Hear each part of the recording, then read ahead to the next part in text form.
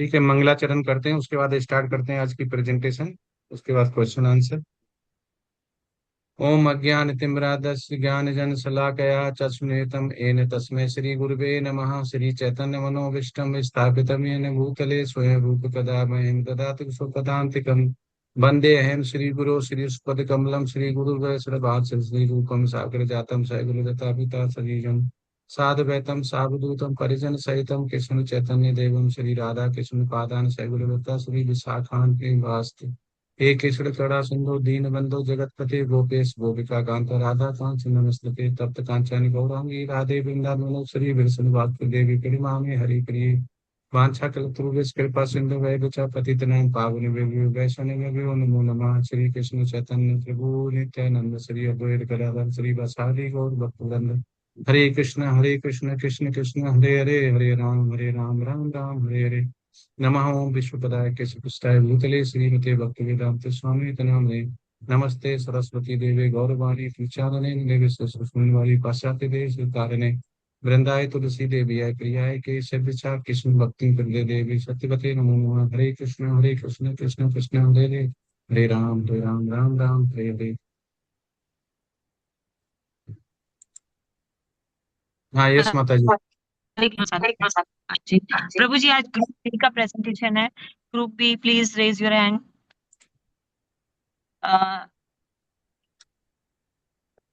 Group B, Ranjan hand raise. माता जी को बन जी जी, रंजना माता जी को बना दीजिए प्रभु जी को होस्ट। रंजन सिंह। रंजन सिंह प्रभु जी। माता बना जी दिए। स्क्रीन करेंगे। हाँ जी माता जी कर। जी,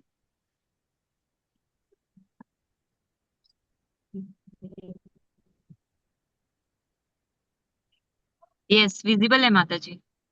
जी माता जी। जी, शुरू हरे कीजिए कृष्ण। माता। हरे कृष्ण माता जी। सभी वैष्णव वैष्णव भक्तों के चरणों में मेरा सादर प्रणाम। ओम नमो भगवते वासुदेवाय, ओम नमो भगवते वासुदेवाय, ओम नमो भगवते वासुदेवाय। हरे कृष्णा प्रभु जी, हरे कृष्णा माता जी। आज हमारे ग्रुप बी की 29 प्रस्तुति है। 19 नंबर प्रस्तुति नंबर है, जिसमें हम लोग को कुल 6 क्वेश्चन मिले हुए हैं। सभी भक्तों को एक क्वेश्चन दिया गया है, जो कि भगवत गीता यथारूप पे आधारित अध्याय 1 अर्जुन विषाद योग से लिया गया है। हम प्रेजेंटेशन को आगे बढ़ाने के लिए आपकी अनुमति चाहते हैं प्रभु जी। यस यस प्रभु जी। हरे कृष्णा प्रभु जी। प्रेजेंटेशन ग्रुप बी की तरफ से है, in divine service of Lord Krishna. Lord Krishna. मैं सब प्रेजेंटेशन की प्रस्तुति में सबसे पहले मैं रंजन माता जी को आमंत्रित करता हूँ कि अपनी प्रस्तुति को प्रस्तुत करें। हरे कृष्णा रंजन माता जी। धन्यवाद शिवान प्रभु जी, मुझे आमंत्रित करने के लिए। हरे कृष्णा प्रभु, हरे कृष्णा माता जी, सभी को पंचांग प्रणाम। मेरा प्रश्न है, राजवंश के विभिन्न परिणामों की सूची बनाइए। भगवत गीता 1.39 टू 42। इसका उत्तर मैं इस प्रकार देने का प्रयास करती हूँ। भगवत गीता के प्रथम अध्याय के अनुसार कुल या राजवंश के विनाश के मुख्य परिणाम इस प्रकार हैं। कुल धर्म का नाश, युद्ध में बड़ों के मारे जाने पर कुल परंपरा और संस्कार समाप्त हो जाते हैं। अधर्म का प्रसार, धर्म नष्ट होने पर पूरे परिवार में पाप और अन्याय बढ़ जाता है। स्त्रियों का दूषित होना, कुल के विनाश से परिवार की स्त्रियां असुरक्षित होकर पथभ्रष्ट हो सकती है। वर्ण संकर संतान, स्त्रियों के दूषित होने से अवांछित और संस्कारहीन संतानें जन्म लेती है।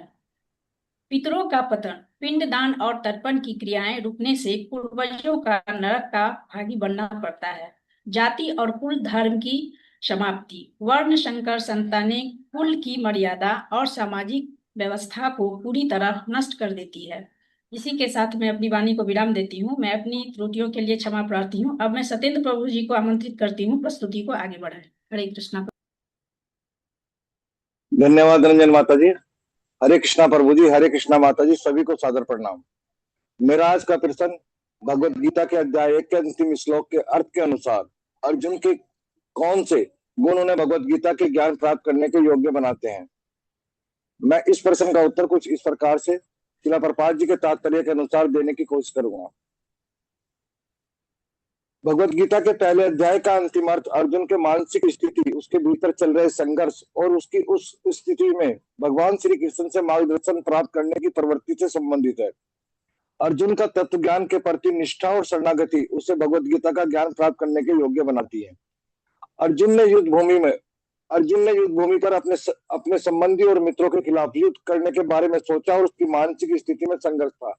इस स्थिति में अर्जुन को तत्व ज्ञान प्राप्त करने की आवश्यकता महसूस हुई। कृष्ण भगवान के समक्ष अर्जुन ने दिल की स्थिति का वर्णन करते हुए अर्जुन का मानसिक संघर्ष स्पष्ट रूप से प्रदर्शित हुआ। उसने युद्ध के दौरान अपनों को मारने पर विचार किया, जिससे उसका मन भारी हो गया और उसके लिए एक सही निर्णय लेना कठिन हो गया। अर्जुन ने अपनी उलझन के बीच भगवान श्री कृष्ण के पास शरण ली। उनकी शरणागति और भगवान के मार्गदर्शन की आवश्यकता अर्जुन को भगवान के ज्ञान के लिए तैयार करती है। भगवान श्री कृष्ण से विनम्रता पूर्वक प्रश्न पूछते हुए कह रहे हैं कि क्या करना है और किसे करना है। यह भाव अर्जुन की शरणागति को व्यक्त करता है। अर्जुन ने खुद से अपनी स्थिति और जीवन के उद्देश्य पर गहरी सोच विचार की। उसके इस आत्मचिंतन और विवेकपूर्ण दृष्टिकोण ने उसे भगवत गीता ज्ञान के लिए तैयार किया। अर्जुन की ईश्वर के प्रति पूरी विनम्रता और समर्पण भावना उसे ज्ञान प्राप्ति के योग्य बनाती है। अर्जुन ने भगवान श्री कृष्ण के सामने अपनी नियति स्थिति स्वीकार की और उन्हें मार्गदर्शन देने के लिए विनम्रता से प्रार्थना की। उसने न केवल अपनी कमजोरी को स्वीकार किया बल्कि भगवान की दिव्य शक्ति को मान्यता दी।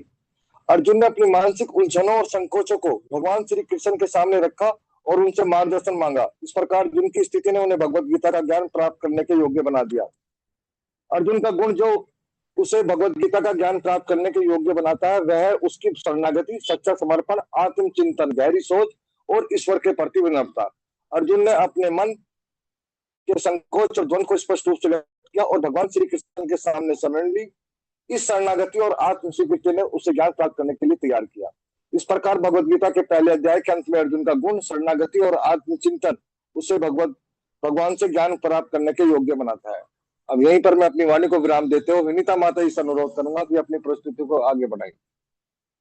हरे कृष्णा विनीता माता जी, हरे कृष्णा प्रभु जी, हरे कृष्णा माता जी, सभी को सादर प्रणाम। माता जी माइक बंद है आपका। हरे कृष्णा प्रभु जी, आज विनीता माता जी उपस्थित नहीं है तो उनका प्रस्तुति मैं दे रही हूँ। उनका प्रश्न है, युद्ध के परिणाम और धृतराष्ट्र के भय के संबंध में धर्म क्षेत्र शब्द के महत्व की व्याख्या करें। धर्म क्षेत्रे कुरुक्षेत्रे संवेतायुजुत्सव मामकाः पांडवाश्चैव किम अकुर्वत संजय। आज हम भगवत गीता के पहले श्लोक को समझेंगे। इसमें धर्म, कुरुक्षेत्र और युद्ध की स्थिति बताई गई है। यह केवल युद्ध का वर्णन नहीं बल्कि गहरा आध्यात्मिक संदेश देता है।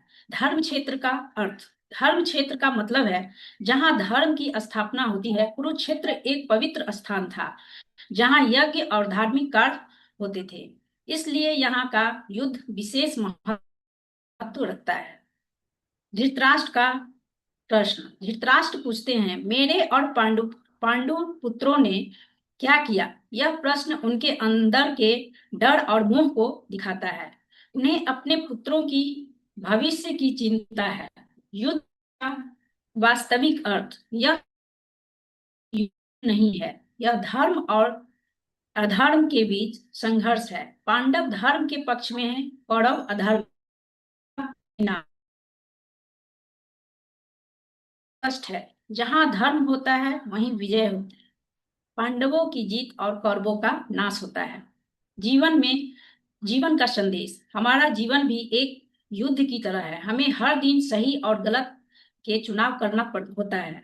हमेशा धर्म का मार्ग अपनाना चाहिए। आध्यात्मिक दृष्टिकोण, असली युद्ध हमारे अंदर चलता है। काम, क्रोध, लोभ जैसे दुश्मनों से लड़ना होता है। भगवान श्री कृष्ण का मार्गदर्शन हमें यही रास्ता दिखाता है। कंक्लूजन, हम धर्म का मार्ग कठिन हो सकता है लेकिन सही है। अतः अंत में हमेशा सत्य और धर्म की जीत होती है। इसलिए इस परिस्थिति में धर्म का पालन करना चाहिए। इसलिए हर परिस्थिति में धर्म का पालन करना चाहिए। इसी के साथ मैं वाणी को विराम देती हूँ। मैं ज्योति माता आग्रह करती हूँ कि प्रस्तुत बढ़ाएं। हरे धन्यवाद माता जी। हरे कृष्ण प्रभु जी, हरे कृष्ण माता जी, सभी को मेरा सादर प्रणाम। मेरा आज का प्रश्न है, धृतराष्ट्र द्वारा मामका के प्रयोग का महत्व कीजिए। इसका उत्तर देने का मैं प्रयास करूंगी। धृतराष्ट्र द्वारा मामका शब्द का प्रयोग दर्शाता है कि जब हम किसी के प्रति अत्यधिक पक्षपाती होते हैं तो हम सत्य और धर्म को सही रूप में नहीं देख पाते। श्रीमद् भगवद गीता हमें यह सिखाती है कि हमें निष्पक्ष दृष्टिकोण अपनाकर अपने कार्य को धर्म के अनुरूप बनाना चाहिए। मामका के प्रयोग का महत्व। व्यक्तिगत पक्षपाती दृष्टिकोण हमें अपने व्यक्तिगत भावनाओं को निर्णय लेने में बाधक नहीं बनने देना चाहिए। धर्म को न्याय की अनदेखी हमें हमेशा धर्म और सत्य के मार्ग पर चलना चाहिए, ना कि व्यक्तिगत स्वार्थों के आधार पर। विवेक की कमी हमें तर्क और विवेक का उपयोग करके सही निर्णय लेना चाहिए। इसी के साथ मैं अपनी वाणी को विराम देती हूँ और शिवभान प्रभु जी को आमंत्रित करती हूँ कि वो अपनी प्रस्तुति प्रस्तुत करें। धन्यवाद।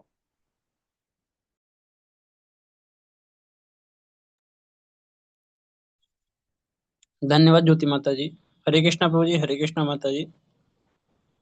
आज का जो मेरा प्रश्न है वो इस प्रकार है, उन तरीकों पर चर्चा करें जिनसे जीत के संकेत भगवत गीता 1.1 और 1.14 से लेकर 20 तक जुड़ते हैं। पहला कृष्ण की रक्षा। दूसरा है वैष्णव गुण और दृष्टिकोण का उदाहरण, कृष्ण पर भरोसा, साधक के जीवन गुण का महत्व। इसका आंसर मैं इस प्रकार देने का प्रयास करता हूँ प्रभु जी, अगर कोई मुझसे त्रुटि हो जाए तो हम आपके मार्गदर्शन के अभिलाषी हैं।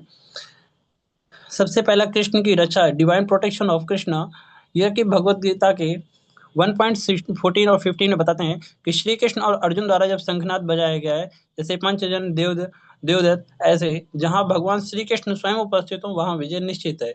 जैसा कि भगवत गीता के 9.31 में कहते हैं कि मेरे भक्त कभी कष्ट में नहीं होते हैं। अर्जुन युद्ध भूमि में अकेला नहीं था, कृष्ण सारथी बनकर के उसकी रक्षा कर रहे थे। जैसे कोई व्यक्ति सही मार्गदर्शन, गुरु या धर्म के साथ कठिन परिस्थितियों में भी सुरक्षित रहता है। यानी कि एक कह सकते हैं कि कृष्ण की उपस्थिति जहां होती है वहां सुरक्षा और विजय का संकेत अपने आप मिल जाता है। सेकेंड पॉइंट, वैष्णव गुण और दृष्टिकोण, यानी कि वैष्णव क्वालिटीज एंड विजन। इसका संदर्भ आपको मिलता है भगवत गीता के 1.16 और 16 से लेकर के 18 में, जहां पर पांडवों के शंखनाद धर्म, शुद्धता और दिव्य का भाव प्रकट करते हैं। इसी का एक गुण देखते हैं, वैष्णव जो गुण बताया गया है, इसका पूरा एक्सप्लेनेशन 12.13 और 14 में बताया गया है कि अद्वेष्टा, करुणा, क्षमा, संतोष, ये सभी वैष्णव के गुण होते हैं। विजय केवल बाहरी शक्ति से नहीं बल्कि आंतरिक शुद्धता होती है। उदाहरण के माध्यम से समझने का प्रयास करते हैं। पांडव धर्मपरायण थे, लेकिन इसीलिए उनकी ध्वनि यानी कि शंख शुभ थी। एक ईमानदारी व्यक्ति दीर्घ काल में सफल होता है, भले ही शुरुआत में कठिनाइयां हों। वैष्णव का जीवन सेवा, नम्रता और हरि नाम पर आधारित होता है। सद्गुण की वास्तविक विजय के आधार है। कृष्ण पर भरोसा, डिपेंडेंस ऑफ कृष्णा। भगवत गीता 1.20 में बताते हैं अर्जुन का युद्ध के लिए तैयार होना। भगवान कृष्ण पर भरोसा का यानी कि डिपेंडेंस ऑफ कृष्णा। लास्ट में भगवान 18.66 में कहते हैं सर्वधर्मान परित्यज्य माम एकम शरणम व्रज। जब व्यक्ति पूर्ण रूप से कृष्ण पर निर्भर होता है तब भय समाप्त होता है। अर्जुन का आत्मविश्वास कृष्ण पर आधारित था, अपनी शक्ति पर नहीं। जैसे कि एक बच्चा अपने पिता पर भरोसा करके निर्भय रहता है। जैसे कि हमारे गुरु लोग, हमारे आचार्य कहते हैं depend on Krishna, not on mind और मटेरियल अरेंजमेंट। कृष्ण पर विश्वास मानसिक शांति और सफलता प्राप्त करना है। साधक के जीवन में शगुन का महत्व। भगवत गीता 1.19 में शंख ध्वनि से कौरवों के हृदय कांप उठे थे। शुभ संकेत केवल बाहरी नहीं बल्कि आध्यात्मिक ऊर्जा के प्रभाव होते हैं। हरि नाम संकीर्तन से वातावरण पवित्र और सकारात्मक हो जाता है। सकारात्मक सोच और सत्संग जीवन में अच्छे परिणाम लाते हैं। जहां धर्म और भक्ति है वहां शुभता अपने आप आती है। इस्कॉन में बताया जाता है, हमारे आचार्य भी बताते हैं कि आध्यात्मिक सगुन क्या है। मंगला आरती करना, जप, प्रसादम, ये सभी हमारे लिए सभी आध्यात्मिक सगुन है। भक्ति में उत्पन्न संकेत ही वास्तविक शुभता के चिन्ह हैं। कृष्ण की उपस्थिति और शरणागति ये सभी हमारे लिए जीत का संकेत बनते हैं। ये सभी मिलकर के जीत के संकेत बनाते हैं। हरे कृष्णा प्रभु जी, हरे कृष्णा माता जी। मेरी प्रस्तुति यहीं पे समाप्त होती है। अगर मुझसे कोई त्रुटि हुई तो हम आपके मार्गदर्शन के अभिलाषी और क्षमा प्रार्थी भी हैं। आगे की प्रस्तुति के लिए मैं नगाची श्यामा देवी दासी माता जी से अनुरोध करता हूँ कि अपनी प्रस्तुति को कंटिन्यू करें। धन्यवाद प्रभु जी। हरे कृष्ण, सादर प्रणाम प्रभु जी। हरे कृष्ण माता जी, आपके और सभी वैष्णव भक्तों के चरणों में सादर प्रणाम। मेरा आज का प्रश्न है, भगवत गीता 1.21-22 के संबंध में एक उदाहरण याद करें जिसमें आप सेवा के लिए तत्परता से आगे आए और एक पारस्परिक रूप से भगवान के सहायक हाथ का अनुभव किया। इसका आपके कृष्ण भावनामृत के अभ्यास पर क्या प्रभाव पड़ा? इस प्रश्न का उत्तर इस प्रकार देने का प्रयास करती हूँ। जैसे भगवत गीता 1.21-22 में अर्जुन भगवान कृष्ण के रथ को बीच में ले जाने के लिए कहते हैं और भगवान तुरंत उनकी सेवा कर देते हैं। श्रील प्रभुपाद जी बताते हैं कि भगवान अपने भक्त की सेवा करने में भी बहुत आनंद लेते हैं। मुझे ऐसा अनुभव हुआ जब मैंने मंदिर सेवा के रूप में बच्चों को level 1 Bhagavad Gita as it is पढ़ाना शुरू किया था। क्लास का समय 4 से 5 बजे तक था, जबकि मेरा हॉस्पिटल ड्यूटी 3:30 बजे खत्म होता था और उसी समय मेरे प्रैक्टिकल एग्जाम्स भी चल रहे थे। मुझे लगा कि शायद मैं यह सेवा ठीक से नहीं कर पाऊंगी, लेकिन फिर भी मैंने सेवा के लिए आगे बढ़ने का निर्णय लिया। आश्चर्य की बात यह थी कि सब कुछ मैनेज हो गया। मैं समय पर पहुंचती भी थी, क्लास भी अटेंड हो जाता था और पढ़ाई भी, प्रैक्टिकल्स भी अच्छे से हो गए। इससे मुझे ये लगा कि जैसे भगवान ने मेरी मदद कर रहे हैं। इससे मेरे कृष्ण भावनामृत के अभ्यास पर बहुत पॉजिटिव प्रभाव पड़ा। मेरा विश्वास बढ़ा कि जब हम सिंसियरली सेवा करने के लिए तत्पर होते हैं तो भगवान भी हमारी सहायता करते हैं, जैसे उन्होंने अर्जुन की सहायता की थी। अब मैं अपनी वाणी को विराम देती हूँ। अपनी त्रुटियों के लिए क्षमा प्रार्थी। कायेन वाचा मनसेन्द्रियैर्वा बुद्ध्यात्मना वा प्रकृति स्वभावात् करोमि यत् सकलं परस्मै नारायणायेति समर्पयेत्। यहीं पर हम ग्रुप बी की प्रस्तुति को समाप्त करते हैं। अपनी त्रुटियों के लिए क्षमा की याचना कर आपसे मार्गदर्शन मिले कि आपके चरणों में प्रार्थना करते हैं। वाञ्छाकल्पतरुभ्यश्च कृपा सिन्धुभ्यैव च पतितानां पावनेभ्यो वैष्णवेभ्यो नमो नमः। हरे कृष्णा कृष्ण कृष्णा हरे हरे, हरे राम राम राम हरे हरे। धन्यवाद प्रभु जी। हरे कृष्ण।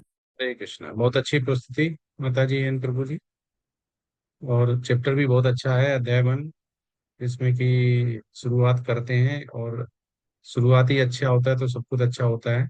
तो इसमें 2-3 प्रश्न हैं जो आते हैं जो हमें जानने चाहिए। तो पहला तो यह है कि अर्जुन जो था वो क्या बहाना बनाकर, किस चेतना को बहाना बनाकर क्या करना चाहता था। दूसरा है कि भगवान ने अर्जुन का भ्रम कैसा दूर करना चाहते थे। और तीसरा था अर्जुन किस बात का पालन करने में असमर्थ था, वो क्या नहीं करना चाहता था, कौन सी बात का पालन करने में असमर्थ था। ये 3 प्रश्न है।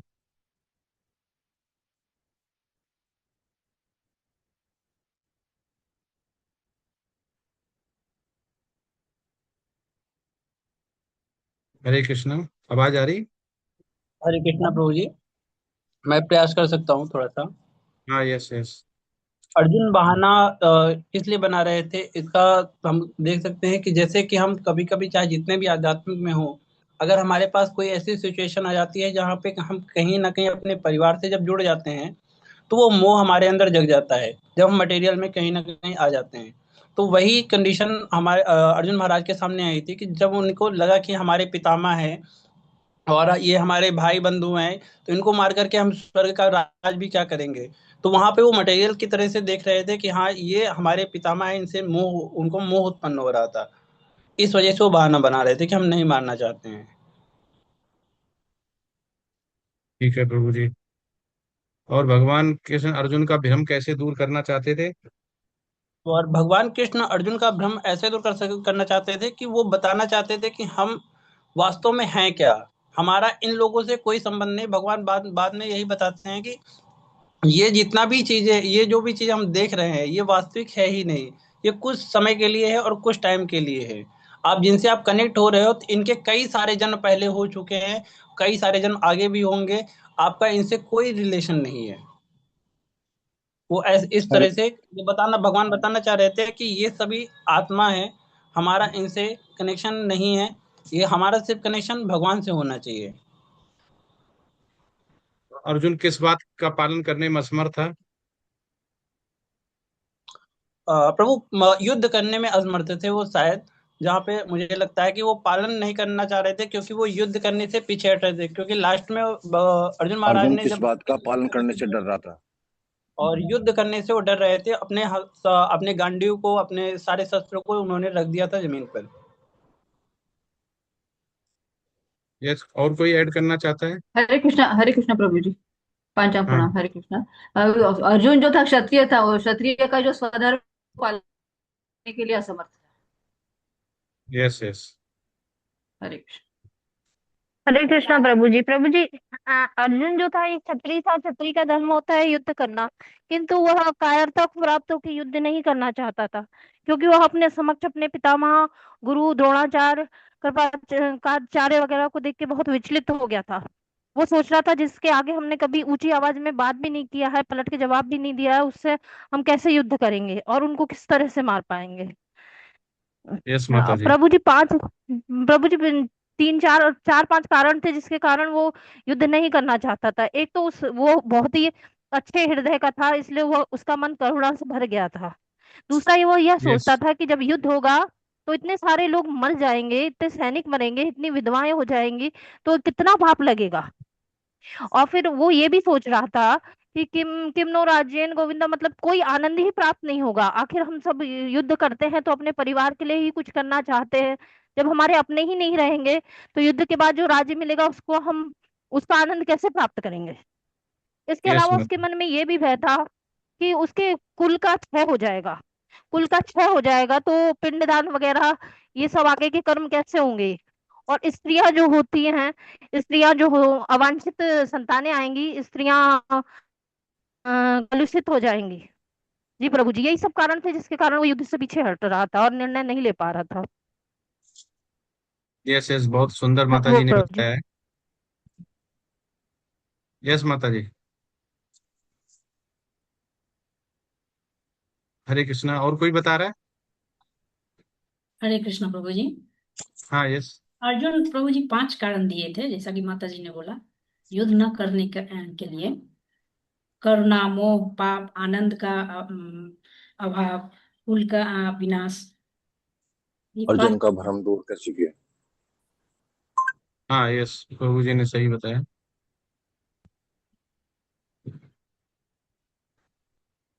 माता जी ने बिल्कुल सही बताया है। 5 कारण थे। और इसमें आप देखेंगे भी तो इसका भगवान श्री कृष्ण ने कहते भी हैं और उसको समझाते भी हैं कि जो भी बुद्धि योग लगाते हैं, ठीक है, व्याम सदैव वाक्यन बुद्धि मोह शिवा में तदेतकम ना निश्चय ईश्वरो दात पद नहीं आया हूँ। तो उसमें भी बताते हैं कि अर्जुन यही बोलता है कि आप मुझे, मेरी बुद्धि बहुत वैसी हो गई है, ठीक है, आप मुझे कृपया करके बताएं कि मेरे लिए सबसे अच्छा क्या रहेगा, लाभदायक क्या होगा। वो तभी पूछता है जब हो जाता है। तो ऐसे ही हमें भी जब भी ऐसा लगे कि हम गलत मार्ग पे जा रहे हैं या हमें कुछ समझ में नहीं जा रहा है क्या हमें करना चाहिए, तो हमें गुरु के पास जाना चाहिए। और भगवान श्री कृष्ण ने जब तक उसको ज्ञान नहीं दिया, जब तक उसने वो शिष्य की पोजीशन पे नहीं आया गया और भगवान श्री कृष्ण को जब तक उसने गुरु नहीं माना, तो जब तक शिष्य तैयार ना हो तब तक हमें उसको बताना नहीं चाहिए, नहीं तो वो ढंग से नहीं सुनेगा। तो यही भगवान श्री कृष्ण उसका इंतजार कर रहे थे कि कब कब वो हमें उस पोजीशन पे आएगा, शिष्य रूप में आएगा और हम उसको शिष्य जैसा मानकर उसको स्वीकार करके और उसको बता पाएंगे कि क्या करना है। नहीं तो वो उसको चकित था कि क्या करना क्या नहीं करना। उसने अपना, एक क्षत्रिय का परम कर्तव्य होता है युद्ध लड़ना, पर युद्ध नहीं लड़ा वो। तो ये भगवान की सब लीला थी, भगवान की लीला की वजह से सब कुछ ऐसा हो रहा था कि वो क्या कर रहा था उसको कुछ भी समझ में नहीं आ रहा था। तो भगवान जैसा, और वो लीला में पार्टिसिपेट कर रहा था क्योंकि वो सब भगवान की बनाई हुई लीला ही थी। इसलिए कि हम जैसे कलयुग में बैठे हुए हमारे लिए वो भगवत गीता उस रूप में ला सके जिस रूप में हम कलयुग में इसका अनुसरण करके और भगवान की भक्ति करके और भगवान के धाम जा सके। हरे कृष्ण। ठीक है, अगली प्रेजेंटेशन लेते हैं, बहुत सुंदर आंसर दिए हैं। हरे कृष्णा प्रभु जी। ग्रुप सी प्लीज रेज करें हैंड। हाँ, हरे कृष्णा प्रभु जी। अंजलि माता जी आप शेयर करेंगे ना? जी जी, हाँ, हरे कृष्णा प्रभु जी, पांचम। जी जी जी, अंजलि माता जी शेयर करेंगे। प्रभु जी इनको बना दीजिए पोस्ट।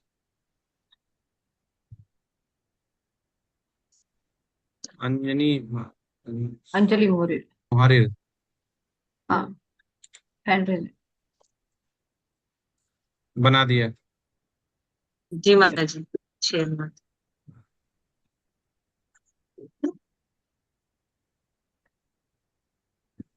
जी विजिबल है माता जी। Thank you madam. Hare Krishna प्रभु जी, हरे कृष्णा माता जी, सभी को पांचांग प्रणाम। आज हमारे ग्रुप सी की वैसे तो 16वीं प्रेजेंटेशन है और प्रेजेंटेशन के हिसाब से 29वीं प्रेजेंटेशन है, और हमें भी भगवत गीता का पहला अध्याय अर्जुन विषाद योग, इससे हमको प्रस्तुतिकरण का में मिला है विषय। हरे कृष्णा माता जी। और हरे जो कृष्णा। ऑफ कर लें, माइक को म्यूट कर लें। हरे कृष्णा। हरे कृष्णा प्रभु जी, हरे कृष्णा माता जी, मेरी आवाज आ रही है ना प्रभु जी? हाँ, यस यस। हाँ, हमें हमें भी भगवत गीता का पहला अध्याय अर्जुन विषाद योग, इससे प्रस्तुतिकरण का विषय मिला है। हम 6 भक्त हैं और हमारे प्रश्नों की प्रस्तुति के लिए आपकी अनुमति चाहते हैं, और प्रश्नों की प्रस्तुति के दौरान अभी किसी भी कोई भक्त से अगर त्रुटि होते क्षमा प्रार्थी है, तो अनुमति के लिए हम आपकी अनुमति चाहते हैं सभी भक्त। हरे कृष्ण यस प्रभु जी, माता जी। अनुमति है? धन्यवाद प्रभु जी।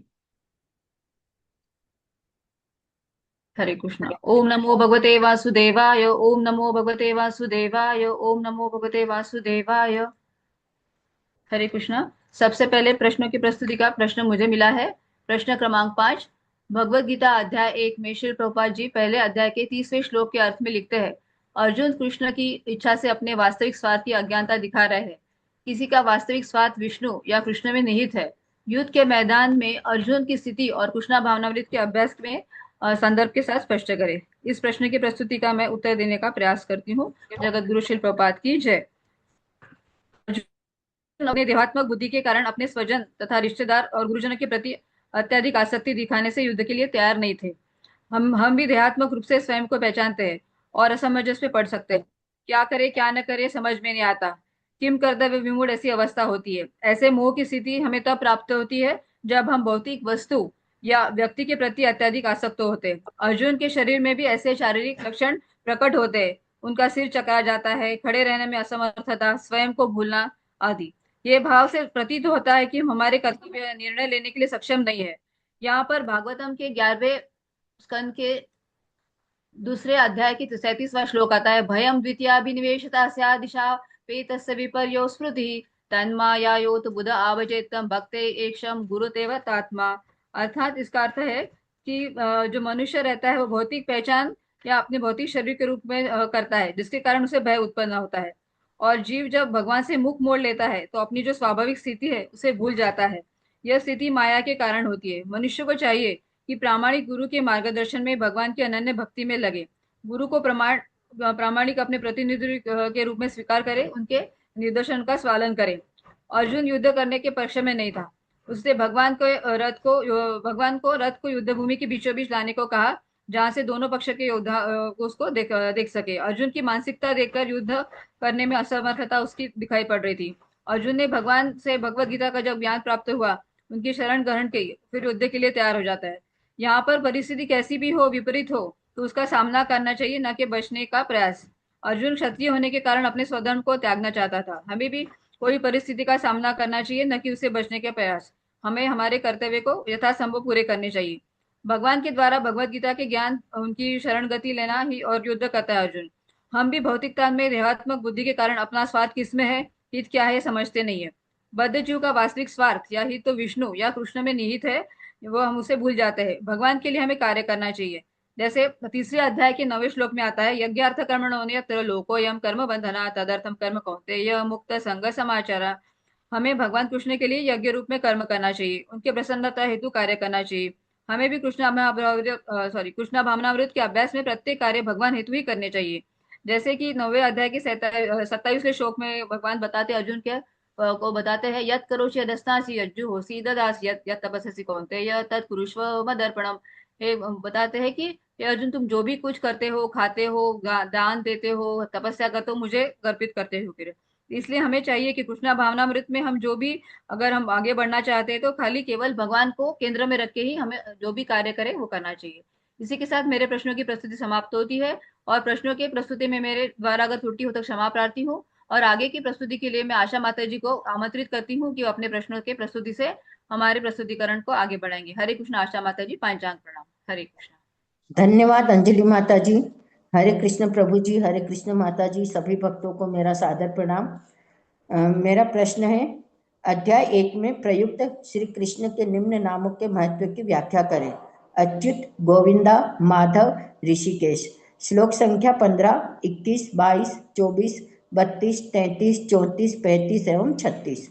उत्तर इस प्रकार है। अच्युत, जो कभी च्युत गिरते नहीं, अर्थात जो अपने स्थान या स्वभाव से कभी विचलित नहीं होते। अर्जुन श्री कृष्ण को अच्युत कहकर संबोधित करते हैं, क्योंकि वे जानते हैं कि भगवान कभी अपने भक्तों का साथ नहीं छोड़ते। इससे यह भाव प्रकट होता है कि कृष्ण सदैव अपने भक्त के विश्वसनीय सारथी हैं। गोविंदा, गौ का अर्थ है इंद्रियां या गाय या पृथ्वी। विंद का अर्थ सुख देने वाला, जो इंद्रियों को और जीवों को आनंद देने वाले हैं। अर्जुन कहते हैं कि हे गोविंदा, मुझे राज्य सुख व विजय नहीं चाहिए। यहाँ अर्जुन यह दिखाते हैं कि वास्तविक सुख केवल कृष्ण गोविंद की सेवा में है, भौतिक सुख में नहीं। माधव, माधव का अर्थ लक्ष्मी, माया या धन की देवी के पति या मधुवंश में उत्पन्न। जहाँ लक्ष्मीपति कृष्ण है, वहाँ समृद्धि और शुभता है। इसलिए युद्ध से पाप नहीं होना चाहिए, क्योंकि कृष्ण स्वयं धर्म के पक्ष में हैं। ऋषिकेश, इंद्रियों के स्वामी। श्री कृष्ण सभी इंद्रियों के नियंत्रक हैं। जब अर्जुन विचलित होते हैं, तब ऋषिकेश के रूप में कृष्ण अर्जुन के मंतव्य को समझ गए कि वह क्यों सेनाओं के मध्य में रथ को खड़ा करवाना चाहता है। तब ऋषिकेश कृष्ण अर्जुन के मन और इंद्रियों को सही दिशा देते हैं। निष्कर्ष, इन सभी नामों के माध्यम से अर्जुन कृष्ण की विभिन्न दिव्य शक्तियों और गुणों को पहचानते हैं।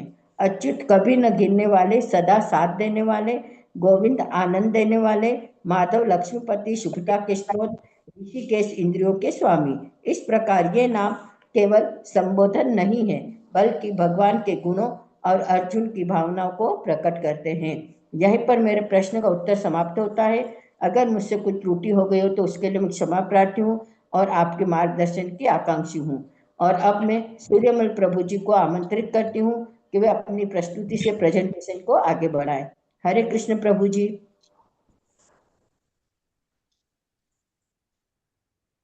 हरे कृष्ण सूर्यमल प्रभु जी। सूर्यमल प्रभु जी, हरे कृष्णा। अभी आए थे प्रभु हरे जी। कृष्ण माता जी, दंडवत प्रणाम। धन्यवाद माता जी। हरे कृष्ण प्रभु जी, हरे कृष्ण माता जी, सभी को।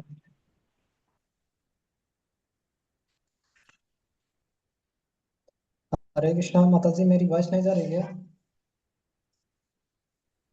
माइक के पास रहिए प्रभु जी, थोड़ा आवाज कम आ रही है। हरे कृष्णा। जी माता जी। हरे कृष्ण प्रभु जी, हरे कृष्ण माता जी। मेरा प्रश्न है, दुर्योधन के दोहरेपन के उदाहरणों को पहचाना और संक्षेप में समझाएं, जैसा कि भीष्म और द्रोण के साथ उनकी बातचीत में देखा गया है। अपनी प्रतिक्रिया में उपयुक्त छंदों और अभिप्रायों को संदर्भ दें। उत्तर कुछ इस प्रकार है। दुर्योधन का दोहरेपन स्पष्ट रूप से दिखाई देता है, खासकर भीष्म पितामह और द्रोणाचार्य जैसे गुरुजनों के साथ उसकी बातचीत में। भगवत गीता, एजिटिज और श्रीमद् भागवतम में इन घटनाओं का विस्तृत वर्णन है। दुर्योधन बाहरी रूप से योद्धाओं का सम्मान करता है और आश्रय लेता है, लेकिन अंदर से उन्हें संदेह की दृष्टि से देखता है, उनकी निष्ठा पर सवाल उठाता है, अपनी राजनीतिक चालाकी में उन्हें उकसाता है। यह उसका दोहरेपन को दर्शाता है। एक और वह अपनी शक्ति पर निर्भर है, दूसरी ओर उन्हें कमजोर या पक्षपाती बताकर अपमानित करता है।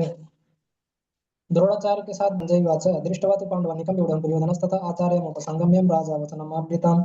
संजय कहते हैं, हे राजन, पांडवों की सेना को सैन्य व्यूह में व्यवस्थित देखकर राजा दुर्योधन अपने आचार्य द्रोणाचार्य के पास गया और उनसे ये वचन कहे।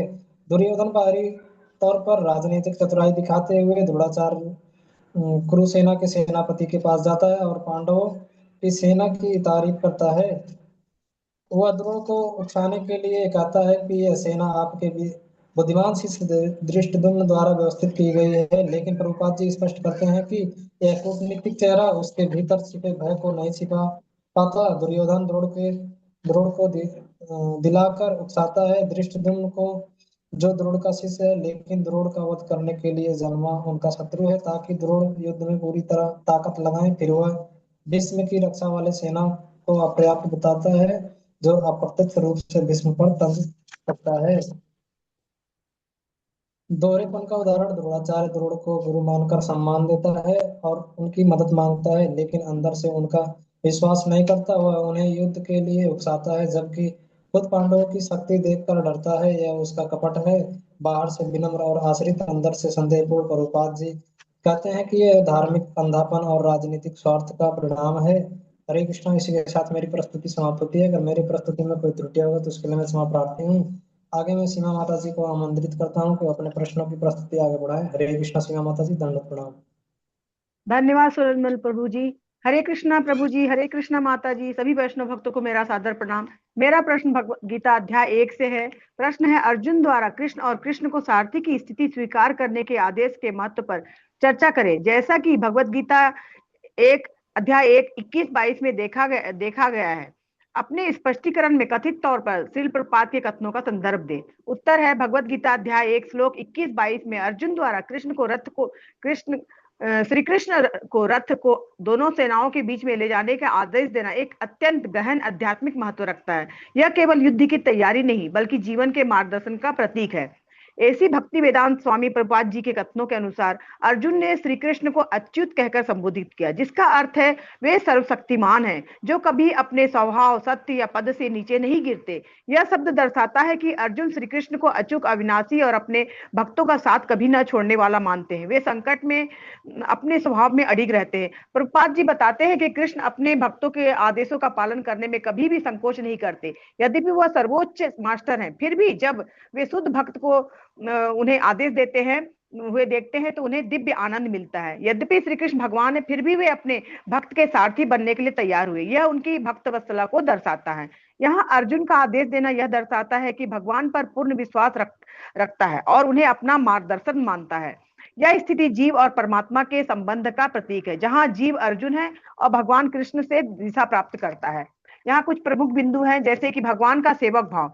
श्री कृष्ण का सारथी बनना दर्शाता है कि भगवान अपने भक्त की सेवा करने में भी आनंद लेते हैं। भगवान तथा उनके सेवक का संबंध अत्यंत मधुर और दिव्य होता है। पूर्ण समर्पण का प्रतीक। अर्जुन का कृष्ण को आदेश यह दिखाता है कि उन्हें अपना मार्गदर्शक और जीवन का नियंत्रक मान चुका है। क्योंकि कृष्ण सबके स्वामी हैं, अतः सभी लोग उनके आज्ञा पालक है। किंतु जब वह देखते हैं कि उनका शुद्ध भक्त आज्ञा दे रहा है, तब उन्हें दिव्य आनंद मिलता है। जीव परमात्मा संबंध। अर्जुन जीव आत्मा है, कृष्ण परमात्मा है। जब जीव भगवान को जीवन का सारथी बनाता है, तभी सही मार्ग मिलता है। निर्णय लेने से पहले विवेक। अर्जुन का रथ को बीच में ले जाना आदेश यह दर्शाता है कि भक्त को जीवन के संघर्षों को सीधे देखना चाहिए, लेकिन केवल कृष्ण के मार्गदर्शन में। अर्जुन युद्ध से पहले स्थिति को समझना चाहता था। यह दर्शाता है कि महत्वपूर्ण निर्णय सोच समझकर लेने चाहिए। अर्जुन भगवान का शुद्ध भक्त होने के कारण अपने बंधु बांधवों से युद्ध करने की तनिक भी उसे इच्छा नहीं थी, किंतु दुर्योधन द्वारा शांति समझौते को न मानने के कारण उसे युद्ध में आना पड़ा। भगवान की अच्युत प्रकृति। अच्युत नाम यह स्पष्ट होता है कि भगवान कभी भी अपने भक्तों को गिरने नहीं देते। भगवान के प्रति शरणागति और प्रेम ही वास्तविक सर्वोच्चता है। एक श्लोक है 18.66 में, सर्वधर्मान परित्यज्य मामेकं शरणं व्रज अहम त्वां सर्वपापेभ्यो मोक्षयिष्यामि मा शुचः। यह श्लोक दर्शाता है कि अंततः अर्जुन को पूर्णतः श्री कृष्ण के शरण में जाना चाहिए। अर्जुन का आदेश और कृष्ण की स्वीकृति यह सिद्ध करती है कि कृष्ण भौतिक रूप से स्वतंत्र होते हुए भी अपने भक्तों के प्रेम में भक्त पराधीन बन जाते हैं। अर्जुन द्वारा श्री कृष्ण को रथ चलाने का आदेश देना केवल एक ऐतिहासिक घटना नहीं, बल्कि यह जीवन का एक गहरा संदेश है। जब हम भगवान को अपने जीवन का मार्गदर्शक सारथी बनाते हैं, तब हम सही दिशा में आगे बढ़ते हैं। श्रील प्रभुपाद के अनुसार यही वास्तविक भक्ति का प्रारंभ है, भगवान को अपना नेता और स्वयं को उनका सेवक मानना। इसी के साथ मैं यहाँ अपनी वाणी को विराम देती हूँ। अगर मेरे प्रश्नों के उत्तर में कोई त्रुटि हो तो मुझे क्षमा करें और मेरा मार्गदर्शन करने की कृपा करें। अब मैं टूटू प्रभु जी को आमंत्रित करती हूँ कि वो अपने प्रश्नों की प्रस्तुति को प्रस्तुत करें। हरे कृष्णा प्रभु जी। हरे कृष्णा। धन्यवाद सीमा माता जी। हरे कृष्णा प्रभु जी, माता जी, सभी को दान प्रणाम। मेरा क्वेश्चन भगवत गीता चैप्टर 1 से। आधुनिक समाज के संबंध में, वंश के विनाश के संबंध में अर्जुन के तर्क का प्रासंगिकता पर चर्चा करें। अपने स्पष्टीकरण में 1.39 से 43 में छंदों और अभिप्राय का संदर्भ दें। इसका आंसर कुछ इस प्रकार है। श्लोक 39 में अर्जुन कहते हैं कुल का नाश होने उस कुल का नाश होने पर सनातन कुल परंपरा नष्ट हो जाती है और इस तरह से स्कूल भी अधर्म में प्रवृत्त हो जाता है। आधुनिक युग में किस प्रकार लागू होता है? आजकल की संयुक्त परिवार नहीं रहा, जिसके चलते युवा पीढ़ी पथभ्रष्ट हो रहे हैं और बुजुर्ग के मार्गदर्शन नहीं लेते, जिसके चलते युवा पीढ़ी सांस्कृतिक जड़ों से कट रहे हैं और पारंपरिक नैतिक मूल्यबोध उनमें नहीं रहा। इस तरह आजकल की युवा पीढ़ी पतन की ओर अग्रसर हो रहे हैं। श्लोक 40 में अर्जुन का कहना है जब कुल में अधर्म बढ़ जाती है तो कुल की स्त्रियां दूषित हो जाती है और अवांछित संतानें उत्पन्न होती हैं। आधुनिक युग में किस प्रकार लागू होता है? वन शंकर की अभिप्राय इस आधुनिक युग में युवा पीढ़ी को उचित शिक्षा और संस्कार नहीं मिलती।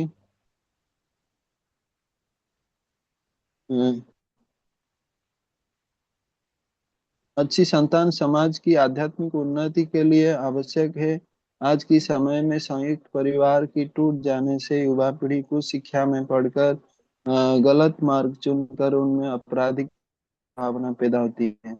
अर्जुन का तर्क है कि परंपराओं की टूटने से पूर्वजों को मिलने वाली पिंड और जल बंद हो जाती है और सामुदायिक कल्याणकारी योजनाएं नष्ट हो जाती है।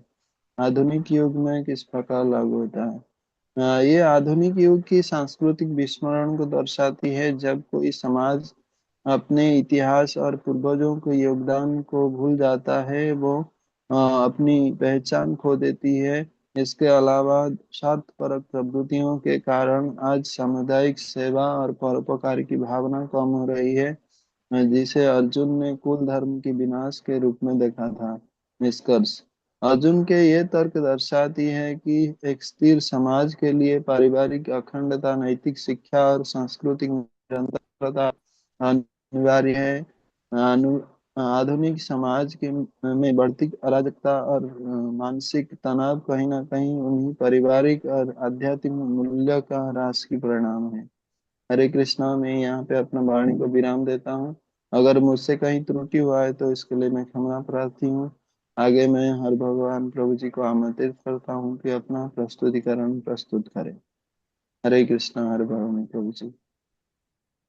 धन्यवाद टूटू प्रभु जी। हरे कृष्ण माता जी, हरे कृष्ण प्रभु जी, सादर प्रणाम। मेरा प्रश्न भगवत गीता अध्याय पहले से है। प्रश्न है अर्जुन युद्ध न करने के कारण की सूची बनाएं और समझाएं। अर्जुन के युद्ध न करने के मुख्य कारण मोह, भय और नैतिक दुविधाएं हैं। अर्जुन भीष्म द्रोणों के प्रति प्रेम और अपनों को मारने का पाप, नरसंहार से उत्पन्न होने वाली अराजकता और राज्य सुख के प्रति अनास्तिक का तर्क देते हैं और युद्ध से विमुख होते हैं। अर्जुन ने जब कुरुक्षेत्र में युद्ध करने के लिए दोनों पक्षों की सेनाओं को देखा तो उनमें से अपने गुरुओं, पितामह, अपने चाचा, ताऊओं, मामाओं, भाइयों, पुत्रों, पौत्रों तथा शुभ चिंतकों को देखकर वह करुणा से अभिभूत हो गया। अपने संबंधियों को अपने सामने उपस्थित देखकर उसका शरीर कांपने लगा और उसका गांडीव धनुष हाथों से सरकने लगा। वह अधिक समय खड़े रहने में असमर्थ हो गया। उसे युद्ध में अपने स्वजनों का वध करने में कोई अच्छाई नहीं लगी। अर्जुन को ऐसे आतताइयों का वध करने में पाप लग रहा था और कोई सुख नहीं लग रहा था। अर्जुन ने कृष्ण को कहा कि कुल का नाश होने पर कुल परंपरा नष्ट हो जाती है और कुल की स्त्रियां दूषित हो जाती है और स्त्रीत्व का पतन से वंशी अवांछित संतानें पैदा होती है। इस प्रकार अर्जुन ने अपने धनुष तथा बाण एक तरफ रखकर शोक मनाने लगा।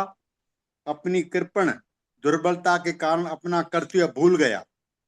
अर्जुन धैर्य खो चुका था और भगवान के चरण कमलों में गिरकर भगवान से पूछने लगा कि मेरे लिए जो श्रेयस्कर हो उसे निश्चित रूप से आप बताएं और मैं आपकी शरण में आया हूं, मुझे मार्ग बताइए कि मैं आगे क्या करूं। इसी के साथ मैं अपनी वाणी को विराम देता हूं और आज की हमारी प्रेजेंटेशन यहाँ पर समाप्त होती है। और अगर किसी की भी कोई त्रुटि हुई हो तो उसके लिए मैं क्षमा प्रार्थी हूँ। मैं आपका मार्गदर्शन की अपेक्षा करता हूँ। वाशा कल्पतरुभ्यश्च कृपा सिंधु एव च पतितानां पावनेभ्यो वैष्णवेभ्यो नमो नमः। हरे कृष्ण कृष्ण कृष्ण हरे हरे, हरे राम राम राम हरे हरे। हरे कृष्ण धन्यवाद प्रभु। माता जी प्रभु जी प्रस्तुति के लिए, बहुत अच्छी प्रस्तुति थी, सभी लोग प्रेजेंट थे, बहुत अच्छा बताया। इसमें मेरे 4 प्रश्न हैं जो प्रेजेंटेशन से ही हैं, बहुत अच्छे प्रश्न हैं। अर्जुन विषाद योग जो चैप्टर का नाम है, इसका अर्थ क्या है, एक्चुअल इसका अर्थ क्या है, और धृतराष्ट्र ने संजय से पहले प्रश्न क्या पूछा और उसका मतलब क्या है, उसका तात्पर्य क्या है, पहला प्रश्न पूछा। और अर्जुन के विषाद जिसे बोलते हैं दुख के लक्षण क्या थे, और इस अध्याय का मुख्य उद्देश्य क्या है, ये 4 प्रश्न है। हरे कृष्णा प्रभु जी, पंचांग प्रणाम। पहला प्रश्न जो है इसका विषाद योग इसलिए क्योंकि अर्जुन को अपने जो स्वजन के प्रति भौतिक देहात्मक बुद्धि होने के कारण उसको अपने स्वजन जो थे, गुरु है, अपने पितामह, उनके प्रति बहुत आत्मीयता थी, प्रेम था, लगाव था, जिसके लिए वो युद्ध के लिए तैयार नहीं था। उसको क्या करे ये समझ में नहीं आ रहा था, इसलिए विषाद योग कहा गया इसको। हरे कृष्ण प्रभु जी। दूसरा प्रश्न है धृतराष्ट्र का प्रश्न। पहला प्रश्न जो था धर्म क्षेत्रे कुरुक्षेत्रे, जो पहला श्लोका है, उसमें उसके अनुसार ही उसने प्रश्न संजय से किया कि मेरे पुत्र और पांडु के पुत्र जो युद्ध में जो है वो क्या कर रहे हैं, अभी उनका क्या स्थिति है, बोल के वो वहीं पे वो भेदभाव हो गया कि उसने, जबकि देखा जाए तो सारे कौरव कौरव क्षेत्र कौरव के ही वंश के थे, पर उसने वहीं पे 2 भाग कर दिया, वहां पे मेरे पुत्र और पांडु के पुत्र ने। तो ये दोनों उसकी जो भेद जो था, उस भेद से ही पता चलता था कि उसके मन में क्या चल रहा है, कि वो अपने पुत्र को ही सर्वश्रेष्ठ मानता था और पांडु के पुत्र को वो अपना नहीं मानता था। यही पहला जो श्लोक है, उसमें अगर गहराई से जाएंगे हम तो वो हमें बहुत कुछ सिखाता है प्रभु जी।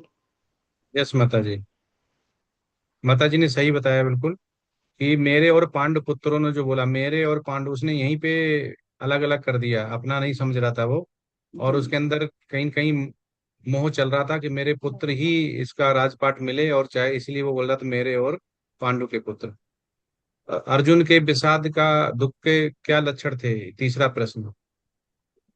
विषाद का लक्षण यानी उसके इसमें बहुत सारे लक्षण उसको दिख रहे थे कि उसका हृदय मतलब शरीर कांप रहा था, वो बहुत घबरा रहा था, बंधों बांधों से उसको बहुत ज्यादा मोह था, और शरीर में कंपन भी हो रहा था, और वो इस स्थिति में पहुंच गया था कि वो उसके हाथ से गांडी भी छूटते जा रहे थे, है ना, वो कांप रहा था, शरीर उसका कुछ भी स्थिति में नहीं था, सोचने समझने की स्थिति भी उसकी खत्म हो चुकी थी, तो वो बहुत ज्यादा घबरा ही रहा था, और वो यही सोच रहा था इससे अच्छा तो मैं संन्यास ग्रहण कर लूं और भिक्षा मांग के ही अपना जीवन यापन करूं, वो ज्यादा अच्छा है। तो इतनी ज्यादा स्थिति उसकी थी कि पसीने से तरबतर हो जा चुका था वो बहुत।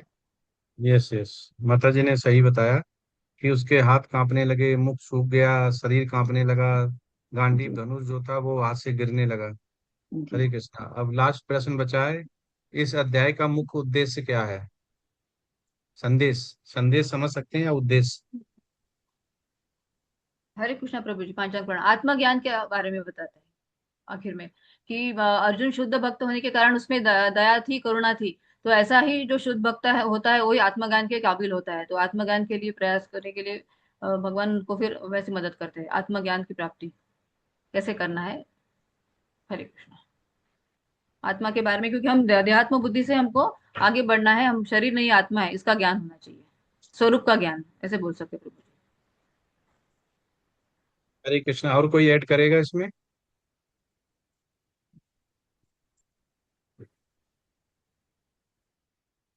हरे कृष्णा, प्रभु इसका जी, मुख्य। हरे प्रभु जी इसमें जो है कर्तव्य पालन के लिए हमको बहुत तत्पर करता है कि जो हमारा कर्तव्य है हमें किसी भी हालत में उसी का पालन करना चाहिए और उसी के द्वारा हमको मुक्ति प्राप्त होगी। प्रभु जी, और जैसे कृष्ण भगवान का शरण ग्रहण करना बहुत जरूरी है। अगर भगवान जो बोल रहे हैं, अगर गुरु का आदेश है, भगवान का आदेश है, तो हमें उसका पालन करना है, चाहे वो कुछ भी हो जाए। क्योंकि अगर गुरु बोल रहे हैं, भगवान बोल रहे हैं, तो फिर उसको हमें बिल्कुल मानना ही चाहिए।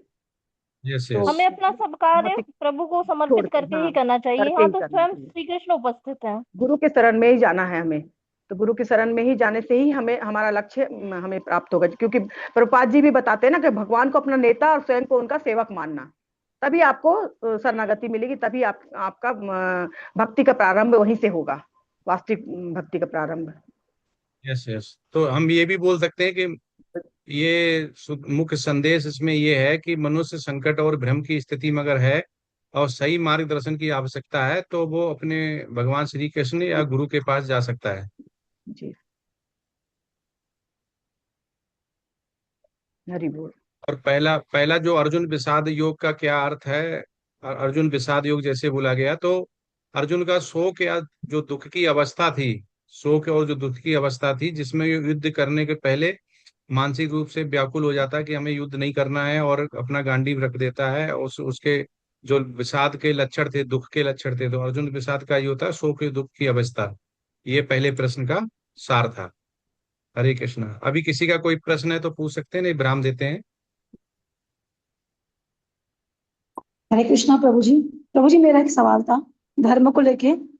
प्रभु जी, जब हमारी स्थिति ऐसी होती है, जब हम किसी से, जैसे हमारा कोई अनबन हो जाए अपना फोन पकड़ा दे। या फिर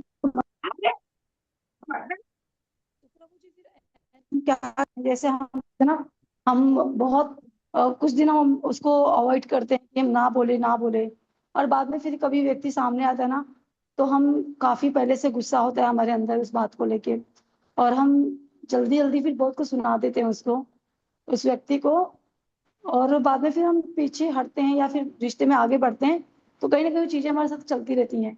तो प्रभु जी, इसमें धर्म क्या कहता है प्रभु जी? हमें क्या उसे आगे, मतलब उसको आगे बढ़ के सब उसको मतलब डांटना चाहिए, उसको परेशानी बतानी चाहिए, या फिर जो उसने बुरा किया उसको समझाना चाहिए?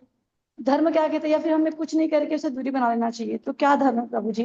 ये सब छोटी छोटी चीजों प्रभु जी में धर्म समझ में आता नहीं है। हरे कृष्ण। हाँ, दूरी तो नहीं बनानी चाहिए क्योंकि सर्वधर्मन् परित्यज्य मामेकम शरणं व्रज अहम त्वं सर्व पापेभ्यो मोक्षाय मा शुचः। भगवान ने इसीलिए 18 चैप्टर में बताया है, लास्ट में सार दिया है कि अगर हमारा धर्म क्या बोलता है कि हमारे जो छोटे मोटे धर्म हैं उनको हमें त्याग देना चाहिए। ये भी आपका एक धर्म है, आप उसमें धर्म निभा रहे हैं कि उसने ऐसा बोल दिया, हमने बोल दिया, अनबन हो गई, थोड़ा बहुत मनमुटाव हो गया तो हम क्या करें। तो वैष्णव की एक क्वालिटी क्या है कि सबको माफ कर देना, सबसे उत्तम क्वालिटी है वैष्णव की, सबको माफ कर देना और सबको लेके चलना। भले आप उस पे अपना थोपे नहीं कि कृष्णा कॉन्शियस बनना है, लेकिन आपको माफ कर देना है और जितनी बात करनी है उतनी बात करें, ज्यादा मन मुटाव हो उतनी बात न करें। प्रभुपाद क्या बोलते हैं कि प्रभुपाद जब झांसी में उन्होंने खोला था अपना कृष्णा कॉन्शियसनेस, लेकिन नहीं चला, तो इसके मतलब ये नहीं कि वो झांसी में ही खोलते रहते। उन्होंने तो फिर विदेश गए, वो अमेरिका गए, इसीलिए गए कि जहाँ पे भी भक्त आएंगे वो वहीं पे जाएंगे। तो भक्त जहाँ पे आए, तो आपका भी माता जी ऐसा ही है, धर्म यही है कि जहाँ पे आपकी बने, जहाँ पे आपकी मनमुटाव ना हो वो उतना ही करें, उससे ज्यादा ना करें, जिससे कि कृष्ण कॉन्शियसनेस आप बनी रहें। और एक वैष्णव की उच्च क्वालिटी ये होती है कि वो माफ कर दे, माफ करने के बाद अपना जो है मनमुटाव वो खत्म कर दे, और जैसे आपसी तालमेल लेके चलते हैं वैसे चलते रहें बस। ठीक है माता जी। मतलब प्रभु जी, ज्यादा हमको फिर इन्वॉल्वमेंट नहीं दिखाना है, सिर्फ काम से काम मतलब रखना है और यस थोड़ी यस दूरी बना के रखनी है, ऐसा बोल रहे यस हैं? यस। हाँ यस यस। धन्यवाद प्रभु जी। हाँ, लेकिन मन में नहीं रखें, उसके लिए उसको माफ कर दें, क्योंकि वो आपके लेवल का नहीं है, तभी तो ऐसा कर पा रहा है वो।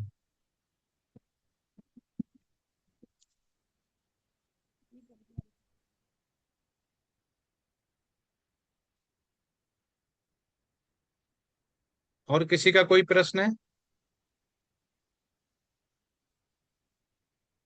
हरे कृष्ण न- प्रभु जी, मेरा एक सवाल था कि जैसे भक्ति हम कर रहे हैं और मैं चाहती हूँ कि जैसे घर वाले कभी उस चीज में इन्वॉल्व नहीं होना चाह रहे हैं, तो मैं प्रयास करती हूँ, कोशिश करती हूँ, तो अकेली मैं ही अगर उस चीज को मान रही हूँ और पूरे घर में अगर कोई नहीं मान रहे हैं, जैसे मेरे बच्चे तो मानते हैं सब कुछ, बट जैसे देवर है, देवरानी है, घर में मायके वाले हैं, वो लोग सब नॉनवेज ही खाते हैं, प्याज लहसुन खाते हैं, तो बड़ा दिक्कत होता है कभी कभी मुझे।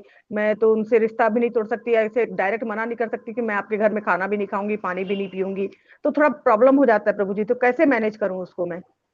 देखिए माता जी, आचार्य लोग क्या बोलते हैं, सिंपल यही आपका ही नहीं है, बहुतों का ये दिक्कत है। तो उसमें यही बोलते हैं कि आप उनको प्रसाद पवाइए और उनको हरे कृष्ण महामंत्र तेज से जपिए, उनको सुनाई दे, आज नहीं तो कल वो आ ही जाएंगे।